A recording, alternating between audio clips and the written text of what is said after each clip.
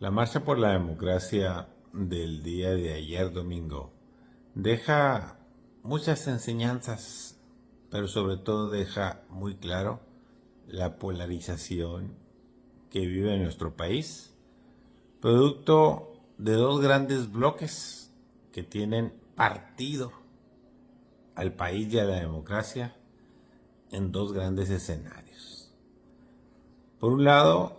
quienes marchan por la democracia están en la búsqueda, a decir de los organizadores y de muchas expresiones que se dieron en entrevistas durante todo el día, en marchas en en más de 100 ciudades del país, en una importante concentración en el Zócalo capitalino, donde honestamente da igual si fueron 700,000 asistentes, como dicen los organizadores, o 90,000, como descalifica claramente el jefe de gobierno, Martín Batres, a los manifestantes con números muchos. Ya había sucedido en otra ocasión que hubo una marcha donde se habló de 200,000 personas y el gobierno de la Ciudad de México dijo que eran 12,000. Es evidente que si sabes contar, pues no cuentas conmigo. Es la, es la premisa que maneja el gobierno en turno. Sin embargo, aquí hay que entender una cosa. Eh, la marcha por la democracia, fundamentalmente, como yo la interpreto,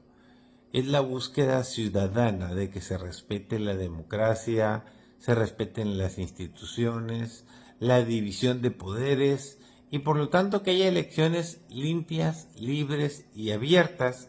ajenas de trampas, violaciones a la ley, manipulación, distorsión, compra de voluntades y de votos a través de las becas y los apoyos sociales que da el partido en el poder, o más bien el poder que tiene su partido,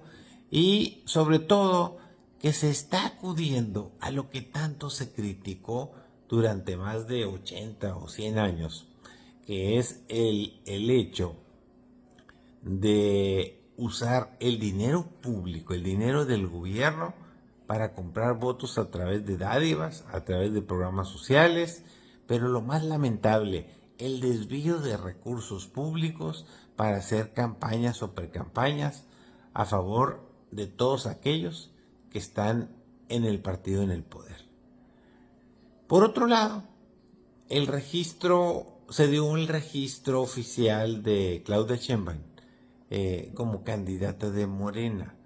Lo lamentable de esto, aunque hizo una presentación de 15 puntos relacionados con lo que dice que podría ser su gobierno en caso de ganar las elecciones, lo lamentable es la otredad. Es una y otra vez se dedica a hablar de los otros, de los de enfrente, de los que se oponen no solo a su movimiento, sino ella los calificó de falsos, corruptos e hipócritas, porque dice que ahora sí quieren defender la democracia cuando antes la mancillaban, la violaban, robaban elecciones y compraban votos. Me dio la impresión de que era prácticamente una paradoja y un cuento como aquel que todos hemos visto cuando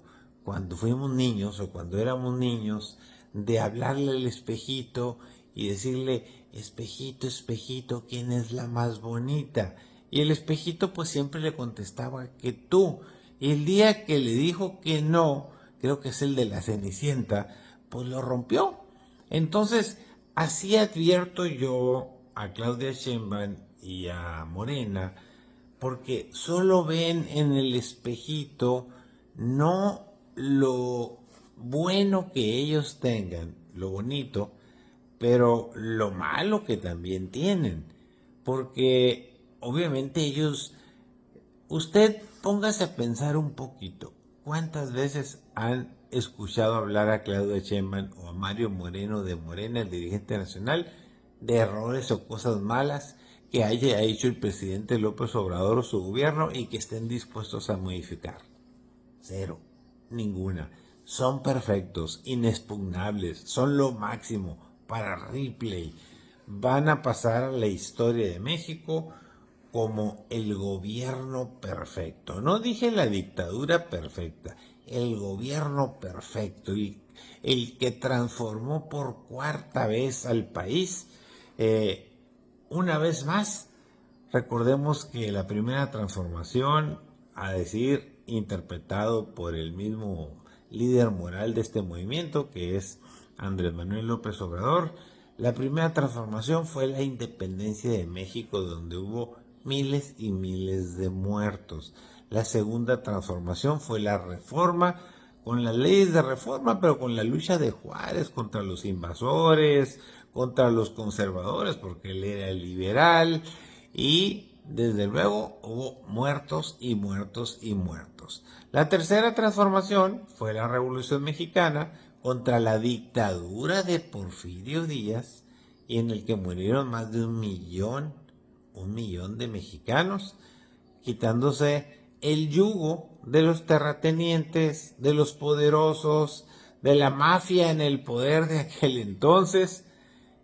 Y entonces se le ocurre la brillantísima idea al filósofo de Palacio Nacional, al Quijote de la Mancha, que saca muchas ocurrencias, al de los dichos y dimes y diretes, no de 100 mexicanos dijeron, sino yo digo que todos están mal y el que no esté conmigo está contra mí, y no me anden con que la ley es la ley, no lo tiene ni Obama, y así le puedo hablar toda la mañana de cada uno y todos los dichos que el presidente hace, dice, pero provoca división, encono, y desde luego provoca que haya dos Méxicos, el que está con él y el que está contra él. Entonces, si nos vamos a ese punto de vista, es evidente que México tiene una grave, seria, dura prueba el 2 de junio de elegir si se quiere seguir por ese mismo camino o se quiere simple y sencillamente poner a alguien que aplique las leyes, que busque la paz, la tranquilidad, el crecimiento económico y que nos dejemos de cosas. ¿Por qué? Porque estaba hablando de las transformaciones y ya llevaba 3. Pues esta cuarta transformación, desafortunadamente, se va a quedar etiquetada en la historia de México como efectivamente, así como en la independencia hubo muertos, en la reforma hubo muertos, en la revolución hubo muertos, aquí se ganó por la vía pacífica, pero hay más muertos prácticamente que en la revolución. Más de 800,000 muertos por la pandemia del COVID, casi ya van que vuelan para los 200,000 muertos por homicidios, asesinatos, masacres y muchas cosas que tienen que ver entre policías y ladrones o entre ladrones y narcotraficantes. Y lo más grave es que la percepción ciudadana, no la que está conmigo, es decir, con el presidente, sino la que está contra él, ya le agarraron el ladito y vaya que está muy duro el calificativo, porque todos sabemos que el hashtag de narcopresidente